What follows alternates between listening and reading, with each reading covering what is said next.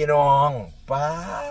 ดหมอลำเกียงไก่อีสานศิลป์หมอลำเงินล้านเกียงไก่อีสานศิลป์ตอนนี้เป็นศูนย์รวมพ่อพญาแม่พญามีแต่ตัวเป้งๆแห่งประเทศไทยพี่น้องเอ๋ยป้าดโมเมนต์แต่มีแต่รุ่นใหญ่ดิรุ่นน้อยๆพระเอกนางเอกรุ่นน้อยๆรุ่นกำลังเป็นตาฮักเขาอลอนเอเลนรูปรอเสียงดีกันหลายพี่น้องเอ๋ยแต่ว่ารุ่นใหญ่นี่สุดยอดเลยเด้อตอนนี้เด้อเพราะว่าสิเป็นตอนแรกเงาะนำเสนอหมออันสุดแสดงป้า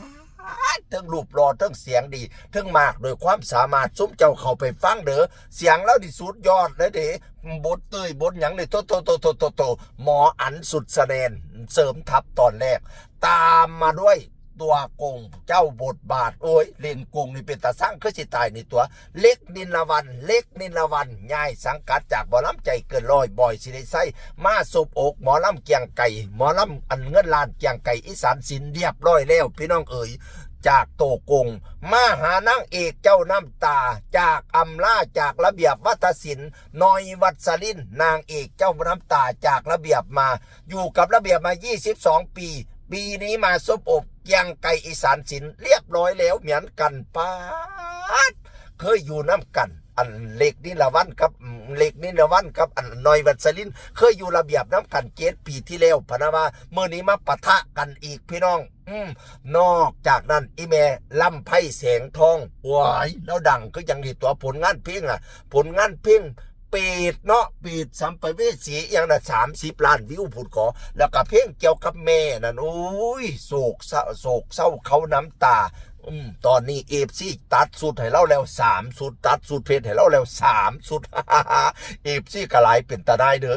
รุ่นใหญ่เนาะบัดนี้รุ่นน้อยบัดเนี่ยรุ่นน้อยนิดหน่อยสราพรอันนี้ก็อยากให้ซุ่มเจ้าอย่าเฝ้าเสียข่อยทีอย่าเข้าไปเสิร์ชเบิ่งเข้าไปเสิร์ชฟังเล่าเสียงดีเป็นตาหนายนิดหน่อยสราพรนี่เด้อสวยด้วยเสียงดีด้วยมากด้วยความสามารถด้วยพี่น้องเอ๋ยจากนั้นพระเอกทิวธีรวัตรหล่อก็สิตายนี่บ่แม่นรอตั้งแต่อันตอนใส่สูทเพชรเด้อ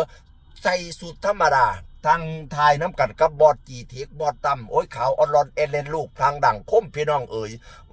บัดนี้นี่กับแบงค์ลนพรเนาะฟิล์มนัทภูมิบูบาวรุ่นน้อยนะมีแต่รอพี่น้องเอ๋ยโอ้ยเป็นตาปังเป็นตาดังให้แล้วกับบ๊อบบี้สุวรรณีนางเอกบ๊อบบี้สุวรรณีหลายผู้หลายคนมาเสริมทัพหมอลำเกียงไก่อีสานศิลป์คิวบัดนี้อันงานเนาะข้าเจ้าไปเสี้ยนงานโอ้ยข้าเจ้าทายมาให้เบิ่งติดกันน้อยหนึ่งบ้านนั่นกะมาน้อยหนึ่งบ้านนี่กะมามือนั่น3 งานพะมาเสี้ยนน่ะโพดโพบักโมบักแตงน้ำทีมโดยบอดกี่เทกะบอดต่ำตั้งแต่บอดกะรอกะเดียดเนาะเฮ้ยบอดกี่เทกะรอบอดต่ำแห่งหล่ออุ้ยตลกสาวบัวตุ่มครับสาวNCสุดยอดเด้อโอ้สุดยอดตลก2 คนนี่พี่น้องเฮ้ยตลกโปกมวนกรุบเต็มหน้าห้านแน่นอนเกียงไก่อีสานศิลป์บ้านไหนสิจัดการจัดงานจัดไปแม่เพราะราคาตอนนี้ยังไม่แพงนะราคาโปรโมชั่นอยู่ช่วงนี้นะให้เฝ้าไปเกียงไก่อีสานศิลป์ไม่ผิดหวังบ่แม่นไม่ผิดหวัง ไม่ผิดหวังแน่นอนเสียงคนเก่าเบาสู่ฟังสวัสดีครับ